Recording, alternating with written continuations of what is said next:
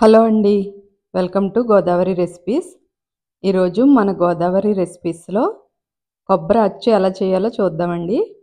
దానికి కావలసినవి 1 లీటర్ పాలు, 200 గ్రాముల పంచదార, ఒక కొబ్బరికాయ తురుము అన్నీ తీసి పక్కన పెట్టుకోండి.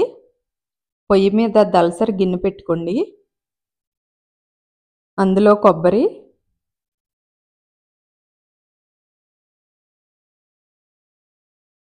పంచదార,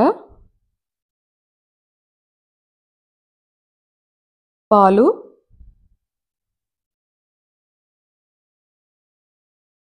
వేసి అన్నీ కలుపుకోండి.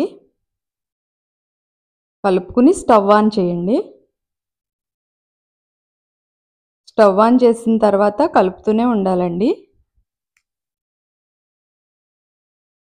ఆపకూడదండి, ఆపితే పాలు విరిగిపోతాయి, టేస్ట్ మారిపోతుంది. కంటిన్యూగా అలా కలుపుతూనే ఉండాలి. మీడియం ఫ్లేమ్లో పెట్టుకోండి. స్టవ్ని పెట్టుకుని కలుపుకోండి. బాగా దగ్గరికి వచ్చే వరకు కలుపుకోవాలండి. ఇలా ఉడుకుతున్నప్పుడు ఇలాచీ పౌడర్ కూడా వేసుకోండి. యాలకుల పొడి వేస్తే టేస్ట్ బాగుంటుంది. ఇంకా దగ్గరికి రావాలి. పిల్లలు చాలా ఇష్టంగా తింటారండి ఈ స్వీట్.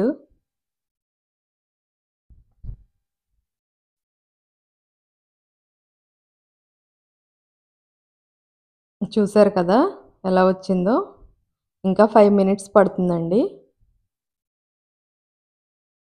కంటిన్యూగా అలా కలుపుతూనే ఉండాలి. మొత్తం అంతా దగ్గరికి ఉండలాగా వచ్చేయాలండి. అప్పటి వరకు అలాగా కలుపుతూనే ఉండాలి. చూసారు కదండి, ఇలా రావాలి. వచ్చిన తర్వాత స్టవ్ ఆఫ్ చేసుకుని ఒక కంచం తీసుకోండి. కంచం తీసుకుని దానికి నెయ్యి రాసుకోండి.